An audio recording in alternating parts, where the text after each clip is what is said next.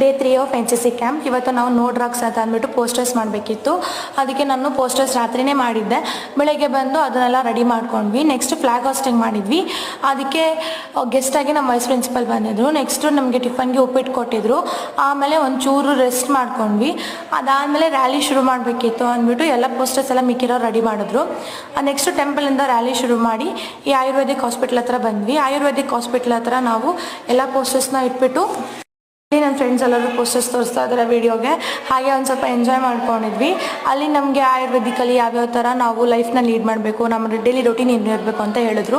ಆಮೇಲೆ ನಮಗೆ ಫ್ರೀಯಾಗಿ ಸ್ಯಾಂಪಲ್ಸ್ ಕೂಡ ಕೊಟ್ಟರು. ಆಮೇಲೆ ನಮ್ಮ ಫ್ರೆಂಡ್ಸು ನಾವು ಎಲ್ಲ ಕಾಮಿಡಿ ಮಾಡಿಕೊಂಡು ಎಂಜಾಯ್ ಮಾಡ್ತಾ ಇದ್ವಿ. ಅದಾದಮೇಲೆ ನಾವು ನಮ್ಮ ಲಾಸ್ಟ್ ಡೇಗೆ ಸರ್ಕಲ್ ಇನ್ಸ್ಪೆಕ್ಟರ್ನ ಕರೆಯೋಕ್ಕೆ ಹೋಗಿದ್ವಿ. ಅವ್ರನ್ನೂ ಕರೆದು ಬಂದ್ವಿ.